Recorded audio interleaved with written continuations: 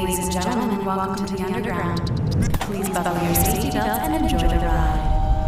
More power to you. Alternative television. A voice of dissent. Revolution.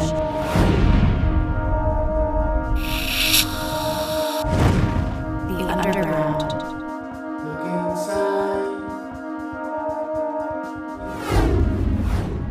I'm your host, Deanna Russo, and tonight I'll be your guide on an alternative path through Los Angeles. All roads lead to a point of convergence for unfiltered truth. This show is a voice of dissent, featuring live music, satirical comics, slam poetry, political discussion, and progressive thought. This is the underground. More power to you. Clap your hands now, people, clap now. Clap your hands now, people, clap your hands. Clap your hands now, people, clap now. Clap your hands now, people, clap now. Make a whole bunch of damn noise for my man, Sekou the Misfit, damn it!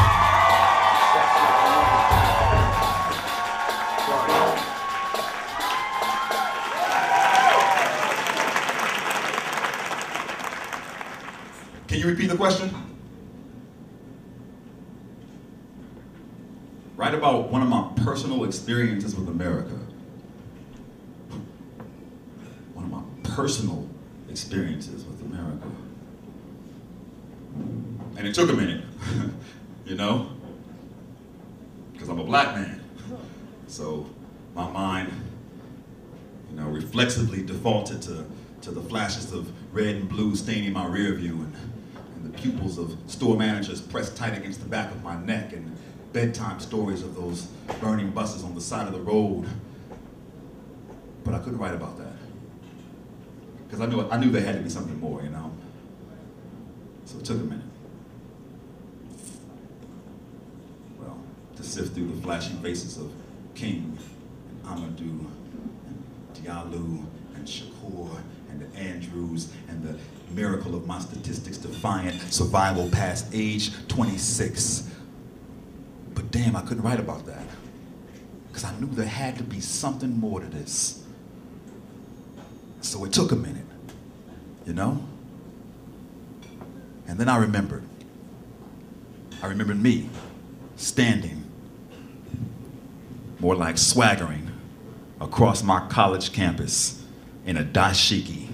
Atop my crown sat a black kufi, and dangling from my neck was a brass Egyptian ankh the size of my forearm. I was saying it out loud. Black and proud. Born, itching, ready for revolution, and just waiting for something to jump off. I was African American, celebrating my African and concealing my American. And then it happened. Promises were broken. People were lied to.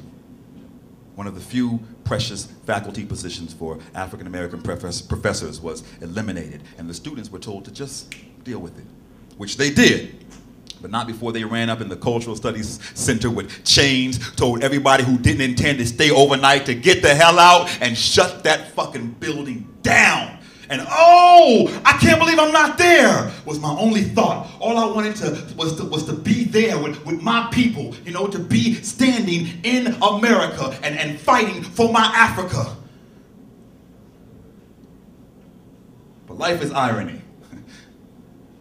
Because I was in Africa at the time, standing on the only elusive notion of a motherland, struggling with my identity raw.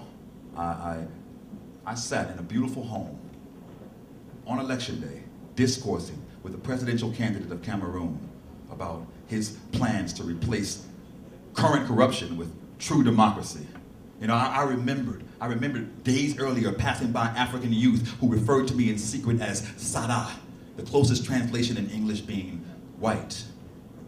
I watched the 17 study abroad students studying with me, all white students, learning with me in an all black country, and thought about the all black students fighting without me in an all white country. And I wondered who in fact was home and who was abroad. And then it happened. 3 blocks away, On election day, promises were broken. People were lied to. The citizens of the capital city, Yaoundé, showed up at the polls to vote, and for the third consecutive time were told to go home, which they did. But not before they picked up every stick or bottle they could find, marched down the streets with rage in their fists, and lit that fucking city on fire. We, 17 study abroad students, had our van instantly surrounded by rioters with rocks and torches, rocking it side to side, staring at us with eyes of hatred towards their European colonizers, and shouting one question to us at the top of their lungs: Est-ce que vous êtes français? Are you French? And upon our response of, no, nous sommes américains, American, they left.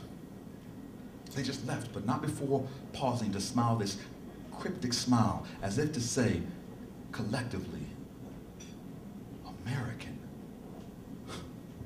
you all amaze us that you can just give your freedoms away. I mean, you burned down failure and rebuilt hope. We want that.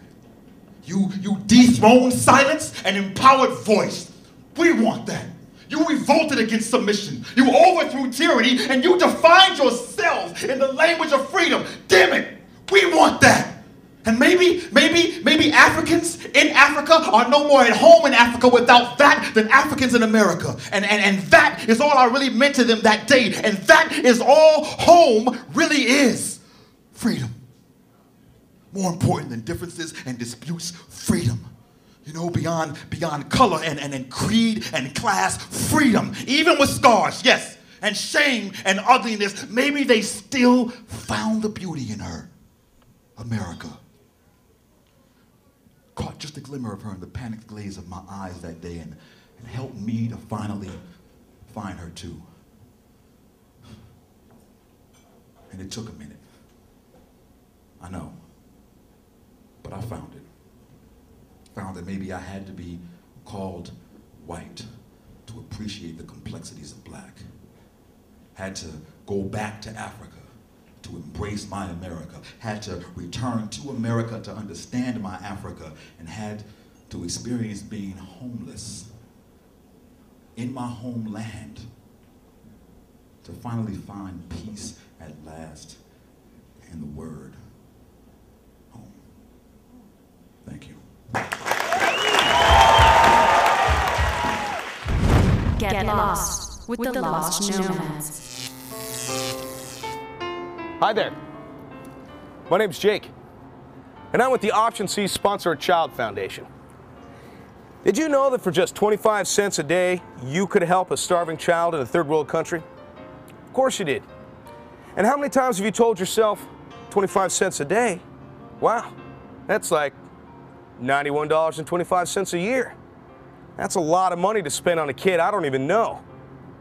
Guess what? You'd be right. It is a lot of money. And for little kids like Faustine J. Ngugu here from Rwanda, it's a heck of a lot of money. For $91.25, we could buy him new books, food, medicine, even new clothing to help him survive the harsh Rwandan winters. And for little Faustine and millions of kids just like him, the only two things that they have going in life are the love of God and the kindness of strangers. And, well, thanks to the lack of your donations and sponsorship, they now have neither. So now this is happening. Hey, look over there. Look. Yeah. There we go. Go to sleep. Yeah. Say hello to Daisy for me. If you'd like to prevent this from happening over and over and over again, why don't you stop by the shelter? We're on the corner of Orange and Sweetser, and we're open Monday through Friday till 8, Saturday and Sunday till 5. Thanks for listening. God. Hey, man. I'm sorry. You haven't seen my son, have you? A little blonde guy, hey, red jacket? yeah, you know something? I think I saw him. Oh! Okay, yeah, would you wrap it up? Put these in the dumpster and then meet me in the car, okay?